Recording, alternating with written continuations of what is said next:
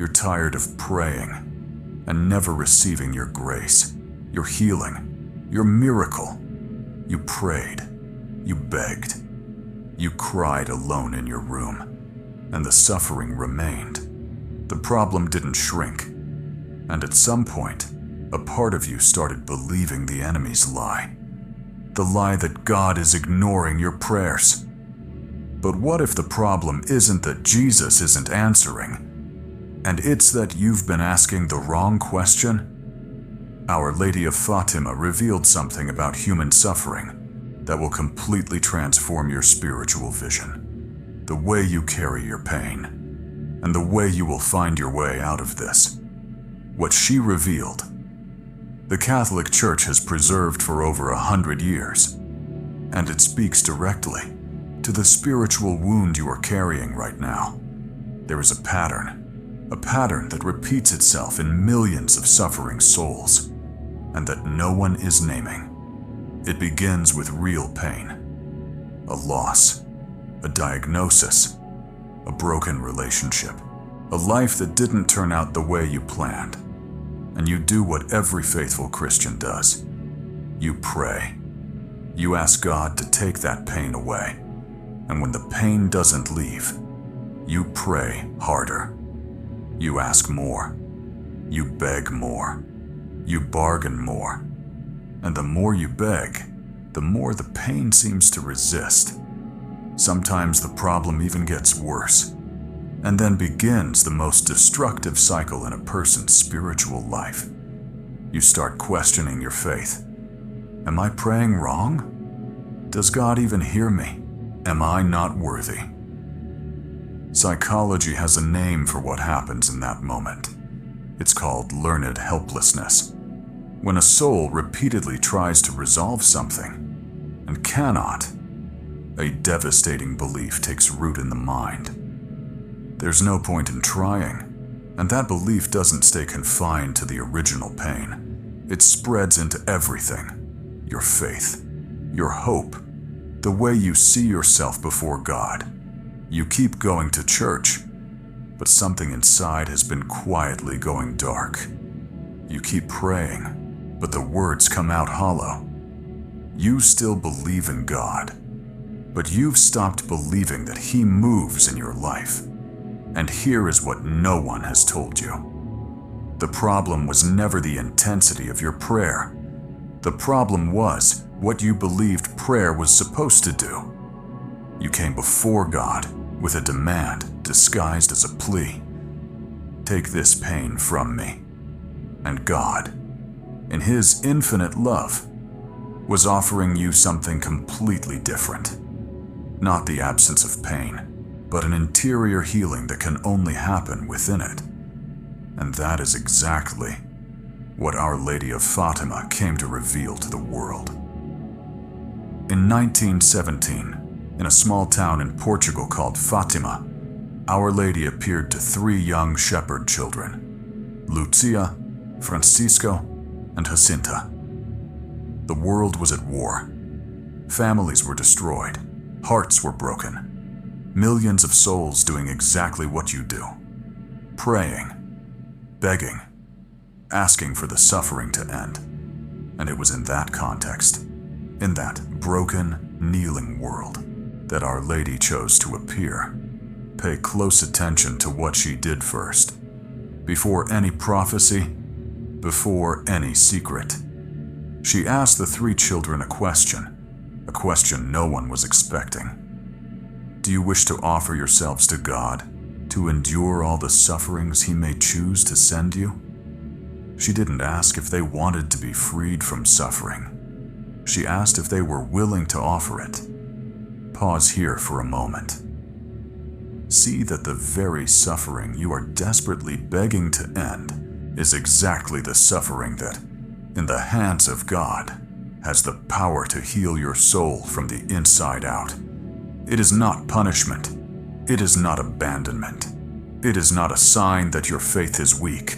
It is an invitation. Viktor Frankl, a physician and survivor of the Nazi concentration camps, spent years enduring the worst suffering a human being can imagine. and arrived at a conclusion that shook the world. A human being can endure any suffering, as long as they find a reason why. Our Lady revealed that reason more than 20 years earlier, not as human theory, but as truth revealed by heaven. Suffering without meaning destroys the soul. Suffering offered to God transforms, heals, sets free, and the difference between the two is not found in the intensity of the pain, but in the posture of the heart that carries it. When Our Lady asked the children to offer their sufferings, she was revealing that their pain already had a destination, already had a value, was already being seen by heaven, and that speaks directly to the deepest spiritual wound you carry. It is not the pain itself that destroys a person. It is the feeling that the pain doesn't matter to anyone, that you cry and heaven stays silent. Our Lady came to say exactly the opposite. Every tear carries eternal weight. Every pain offered from the heart reaches heaven. The problem is not that God doesn't see your suffering. It's that you haven't yet learned to see your suffering through the eyes of God. There is a scene in the Gospel that almost no one truly examines. Jesus is in the Garden of Gethsemane, the night before the crucifixion, and he prays, not with peace, not with calm. Luke describes that Jesus' sweat fell like drops of blood. Such was the weight of that moment. And what does Jesus ask? Father, if it is possible, let this cup pass from me. The Son of God asked for the suffering to pass, and the suffering did not pass. The cross came, the pain came, and from the top of that cross, he cried out something that breaks the heart of every soul who has ever felt alone in their pain. My God, why have you forsaken me?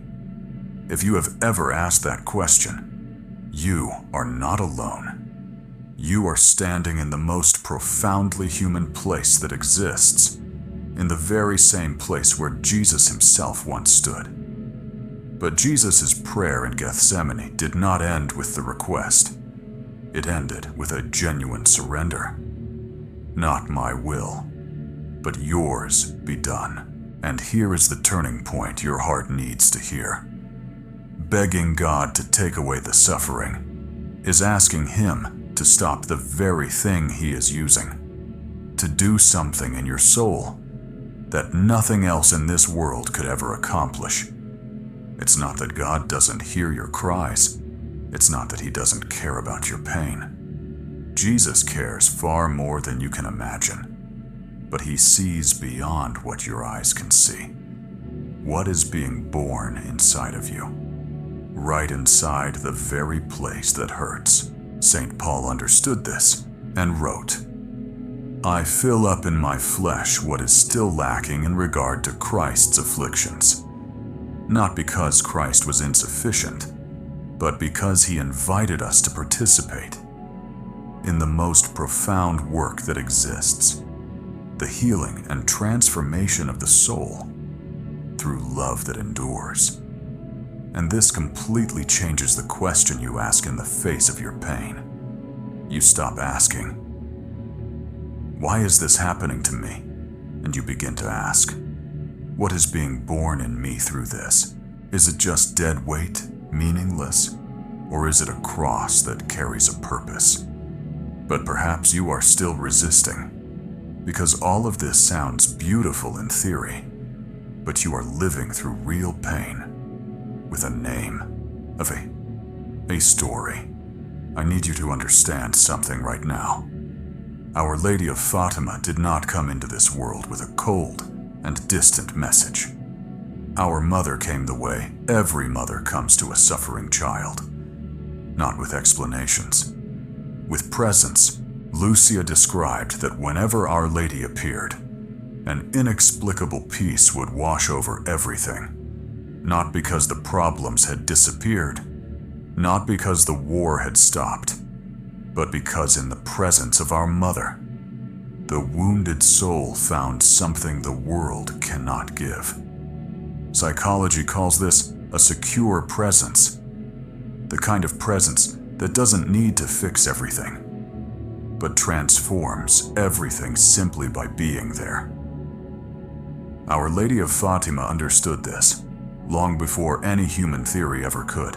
When a wounded soul encounters a loving presence, something reorganizes deep within, not because the problem is gone, but because she is no longer alone in it. That is exactly what our mother offers. Not the absence of pain, but her presence within it. At the cross, when Jesus looked at John and said, "Behold your mother," he was not making a poetic gesture. He was establishing a real bond between Our Lady and every human soul that suffers. John 19:25 says simply, "Standing near the cross of Jesus was his mother. She did not run. She did not give up. She stayed." That is exactly what our mother does for you. Our Lady does not promise that the cross will disappear. She promises that you will not carry it alone. And when you finally understand that, something shifts inside the soul, a peace that brings comfort, that makes no sense given the circumstances. The peace that St. Paul described as the peace that surpasses all understanding. Not the peace of someone without problems, the peace of someone who has discovered they are not alone in them. You made it to the end. Souls who have truly given up, don't make it this far. You are here because something inside you still believes, still seeks, still wants to be healed. And that is faith, even if you cannot feel it right now. Jesus said that faith the size of a mustard seed can move mountains.